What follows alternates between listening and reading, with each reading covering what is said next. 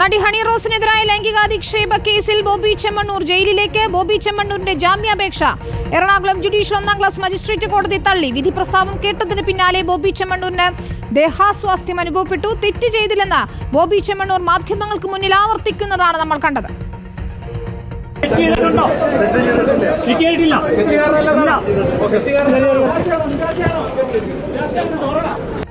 ശരീരത്തിൽ അനുമതിയില്ലാതെ സ്പർശിച്ചെന്നും ലൈംഗിക സ്വഭാവത്തോടെ പെരുമാറിയെന്നും അശ്ലീല പ്രയോഗങ്ങൾ നടത്തിയെന്നും കോടതി വിധി പ്രസ്താവത്തിൽ ചൂണ്ടിക്കാട്ടുന്നു. വിധി പകർപ്പ് റിപ്പോർട്ടിന് ലഭിച്ചു.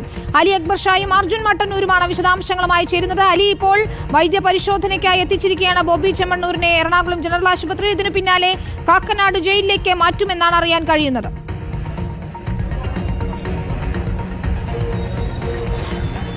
വിനിത, ഇപ്പോൾ ബോബി ചെമ്മണ്ണൂരിനെ എറണാകുളം ജനറൽ ആശുപത്രിയിൽ വൈദ്യപരിശോധന തുടരുകയാണ്. അല്പസമയത്തിനുള്ളിൽ വൈദ്യപരിശോധന പൂർത്തിയാക്കി ബോബി ചെമ്മണ്ണൂരിനെ പുറത്തേക്ക് ഇറക്കിയ ശേഷം കാക്കനാട് ജില്ലാ ജയിലിലേക്ക് കൊണ്ടുപോകുമെന്നാണ് നമ്മൾ മനസ്സിലാക്കുന്നത്. ഇതിൽ ഏറ്റവും പ്രധാനപ്പെട്ട പോയിന്റുകൾ അത് എടുത്തു പറയേണ്ടതുണ്ട്. ഈ വാദപ്രതിവാദങ്ങൾക്കിടയിലെ കൃത്യമായി ജാമ്യം ലഭിക്കാൻ വേണ്ട എല്ലാ ശ്രമങ്ങളും, ആ നിലയിലുള്ള എല്ലാ വാദങ്ങളും പ്രതിഭാഗം ഉയർത്തിയെങ്കിലും അതിനെല്ലാം റദ്ദ് ചെയ്തുകൊണ്ടാണ് കോടതി ബോബി ചെമ്മണ്ണൂരിനെ ഈ ജാമ്യം നിഷേധിക്കുന്ന സാഹചര്യം, റിമാൻഡിലേക്ക് വിടുന്ന സാഹചര്യം ഉണ്ടായത്. മജിസ്ട്രേറ്റ് കോടതി പ്രധാനമായും പറഞ്ഞ കാര്യങ്ങൾ ബോബി ചെമ്മണ്ണൂർ നടത്തിയത് ലൈംഗിക ചുവയോടുള്ള ദ്വയാർത്ഥ പ്രയോഗം തന്നെ എന്നതാണ്.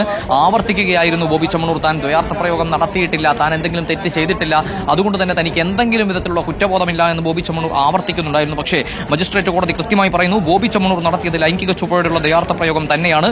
തെളിവുകൾ ഈ ഘട്ടത്തിൽ പരിശോധിക്കേണ്ടതില്ല എന്ന് മജിസ്ട്രേറ്റ് കോടതി വ്യക്തമാക്കുന്നു. അതിന്റെ പ്രധാന കാരണം എന്ന് പറയുന്നത് തെളിവുകൾ, ഈ ദൃശ്യങ്ങൾ പരിശോധിക്കൂ എന്ന് നിരന്തരം ആവർത്തിക്കുന്നുണ്ടായിരുന്നു പ്രതിഭാഗം.